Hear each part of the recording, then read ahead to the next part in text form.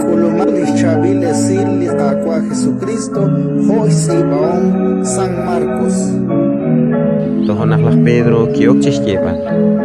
¿Qué retar? La usja kanap tishkunik uchat katake. Kichakokle Jesús utkishki. Relik chiyan ni quiere. Mahum li axkanap uchoch ritzi.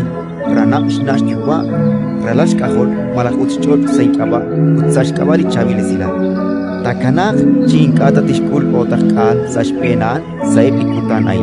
Rochochep, ritzinep, ranapep. Shna ralash kahol utchot. Rikin rashi.